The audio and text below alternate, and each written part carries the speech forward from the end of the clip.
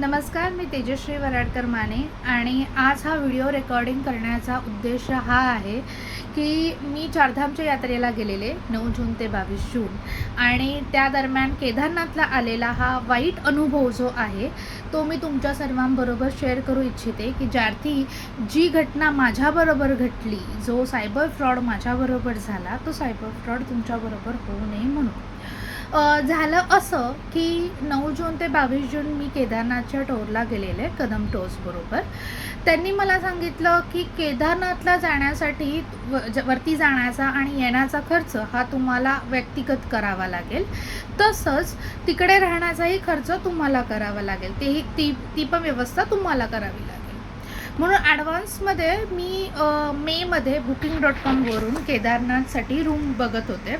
Booking.com वरती एक Anjana guest house म्हणून नावाचं हॉटेल होतं. ते मी बघितलं, त्याचे रिव्ह्यूज मला चांगले वाटले, त्याचे फोटोज वगैरे प्रॉपर होते, गिझर वगैरेची सोय वगैरे सर्व होतं. म्हणून मी तिकडे रूम बुक केली.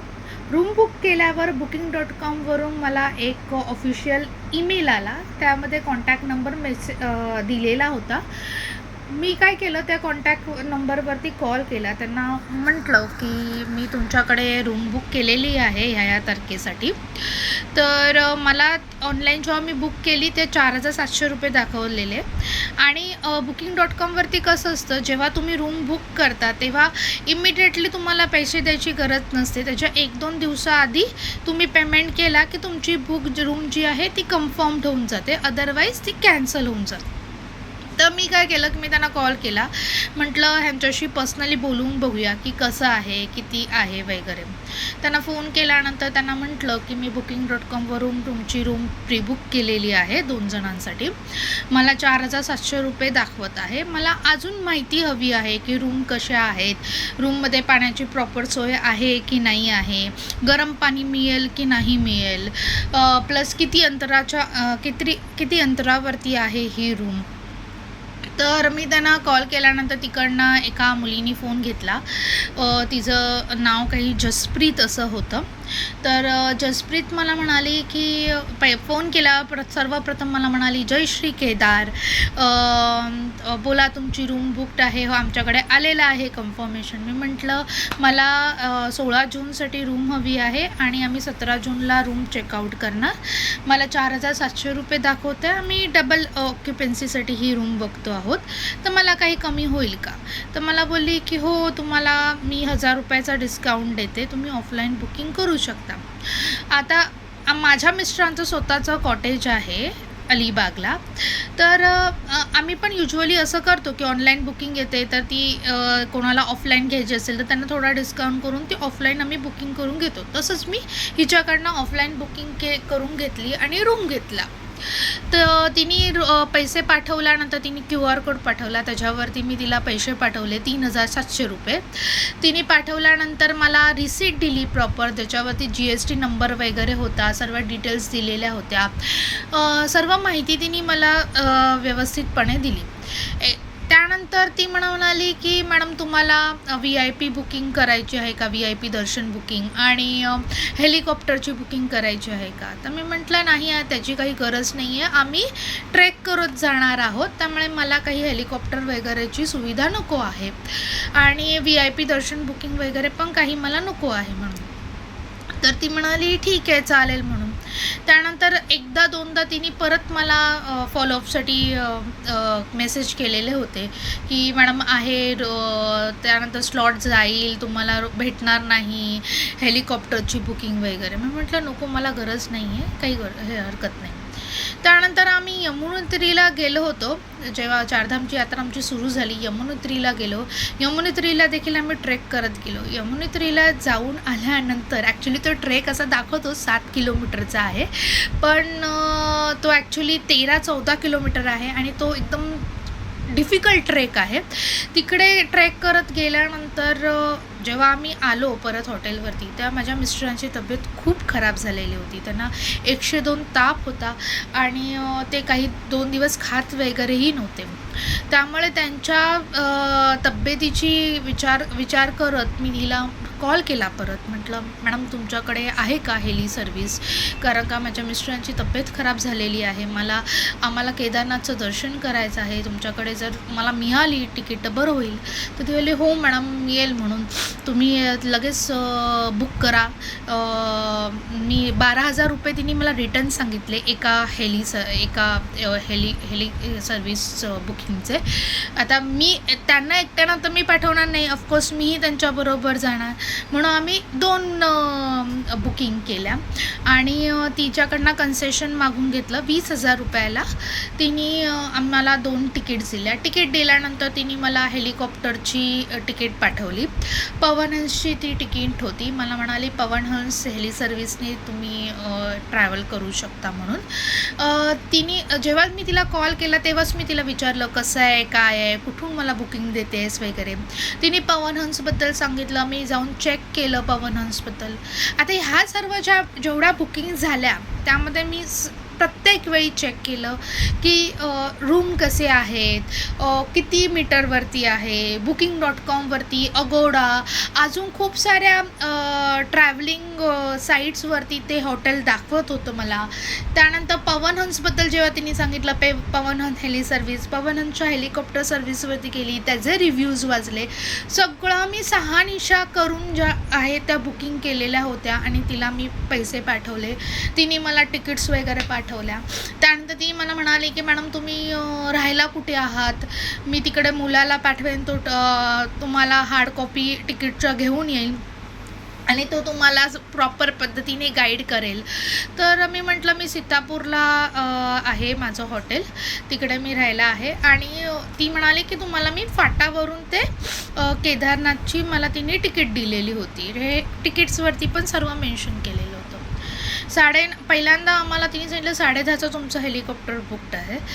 9:30ला तो मुलगा आम्हाला घ्यायला येणार होता, पण 9:30च्या तिने मला काहीतरी 8:30च्या दरम्यान मेसेज केला, बोलते की मॅडम थोडं तुमचं हेलिकॉप्टरचं जे आहे ते पोस्टपोन झालेलं आहे, 11:30चं तुम्हाला मिळेल, तरी पण मुलगा तुम्हाला 9:30-10च्या दरम्यान घ्यायला येईल म्हणून. म्हटलं काही हरकत नाही, थोडा लेट होतं आहे, हरकत नाही काही.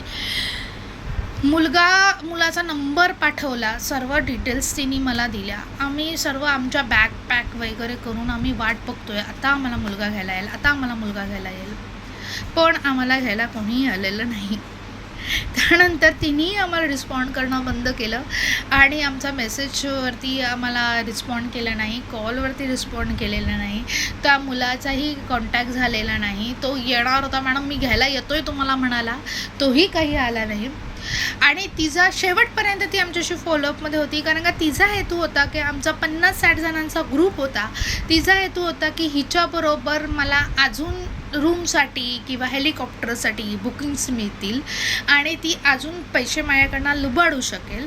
पण नेमकं असं झालं की स्वामींच्या कृपेने की आमच्या इन्फ्लुएन्सने कोणी तिच्याकडे बुकिंग केलेली नाही. बहुतेक जणांनी त्यांची पर्सनल बुकिंग केली आणि ते एक बरं झालं की माझ्यामुळे कोणाचे दुसऱ्याचे पैसे गेले नाही ह्या फ्रॉडमध्ये. मग 12 वाजले तरी आम्ही सीतापूरमध्येच होतो. मग शेवटी आता जायचं, मी विचार केला आता केदारनाथला जायचंच नाही, माझा मूडच निघून गेला. शेवटी माझ्या मिस्टरांनी आणि ज्या आमच्या टोरच्या ताई होत्या कदमताई, त्यांनी मला सांगितलं की अरे तू इथपर्यंत आली आहेस, तू जा म्हणून. मग म्हटलं ठीक आहे. मग आम्ही अशी तशी घोड्याची सोय केली आणि आम्ही गेलो. आम्ही 12च्या दरम्यान सीतापूरवरून निघालो आणि रात्री 8च्या दरम्यान आम्ही केदारनाथला पोचलो. केदारनाथला पोचल्यावर तिकडे म्हटलं आता चल हॉटेल आहे का बघू, हॉटेलमध्ये आपण तिकडे जी आहे व्यक्ती तिला भेटूया आणि तिला विचारूया की काय हे असं कसं केलंस तू, आम्हाला तिकीट्स दिल्या वगैरे हे ते. म्हटलं चल हे जरी हे असेल तर व्यक्ती तर तिकडे असेल अवेलेबल.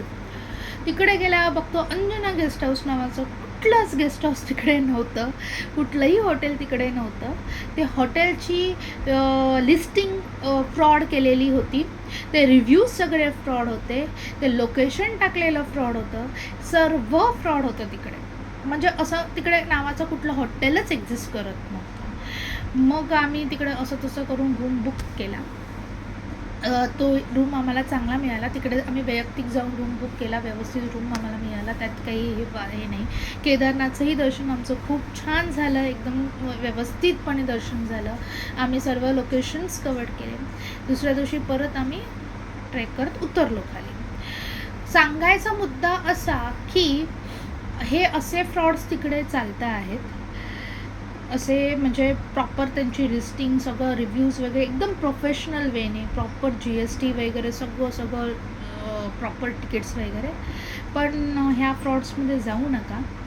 बुकिंग करायची असेल हेलिकॉप्टरची तर ती प्रॉपर साईटने IRCTCने करा. किंवा तुम्हाला तिकडे गेल्यावर तिकडे डायरेक्टली एक हात से लो एक हात से दो असं टाईप तिकीट मिळत असेल काउंटरला हेलिकॉप्टरच्याला, ते तुम्ही करू शकता. तिकडे डायरेक्ट जाऊन हेलिकॉप्टरची बुकिंग करा आणि मग तुम्ही जाऊ शकता. अदरवाईज सर्वोत्तम घोड्याने जा किंवा डोलीने जा आणि तसेच रिटर्न या. कारण तिकडे तुमचे जास्त पैसे जातील हेलिकॉप्टरपेक्षा आणि थोडासा वेळही जाईल, पण श्युरिटी आहे की तुमचा पैसा कुठे दुसरीकडे गेलेला नाही, फ्रॉडमध्ये गेलेला नाही आहे. ते एक. आणि हे सर्व झाल्यानंतर मी सायबर कंप्लेंट केली. सायबर कंप्लेंट केल्यानंतर मला 2-3 दिवस सायबरवाल्यांचे फोन आले. त्यांनी माझ्याकडनं फॉलोअप घेतला. पण आता ह्या गोष्टीला जवळजवळ 2 आठवडे झालेले आहे. सायबरवाल्यांनी देखील ह्याच्यावरती काहीही अजूनपर्यंत ॲक्शन घेतलेली नाही आहे. अजूनही त्याच्यावरती काही कारवाई केलेली नाही आहे. अजून त्या व्यक्तीचा नंबर हे केलेला नाही. मी सगळ्या डिटेल्स पुरवलेल्या आहेत, पण अजूनही त्याच्यावरती सायबरवाल्यांनी काही केलेलं नाही आहे. ह्याच्यामध्ये सर्वात मोठा हे आहे की IRCTCवाल्यांचा. IRCTCवाल्यांकडे स्लॉट अवेलेबल असतात, पण ते ऑनलाईन ती लोक ठेवत नाही स्लॉट्स. त्याच्यामुळे सामान्य जनता ऑनलाईन बुक करू शकत नाही आहे. असे तसे ब्लॅकने तिकीट्स काढाव्या लागतात आणि बोलतात ना की वशिल्याने तिकीट्स मिळतात IRCTCच्या हेलिकॉप्टरच्या, ज्याला एक्स्ट्रा पैसे द्यावे लागतात. आणि त्या ह्याच्यामध्ये ह्या अशा सर्व फ्रॉड करणाऱ्यांना चान्स मिळतो. कारण का माझाही समज असा झाला की त्यांचं हॉटेल्स तिकडे आहे आणि मे बी ही मला असंच बोलतात ना की थोडेसे कमिशन घेऊन मला तिकीट्स देत आहे असा माझा समज झाला. पण ह्याच्यामध्ये हे पूर्ण फ्रॉड होतं. तर हॉटेलही नव्हतं आणि नाही हेली सर्व्हिसची सुविधा होती. पवन हंस 2 वर्षापूर्वीच बंद झालेलं आहे, तरी पवन हंसची वेबसाईट आहे.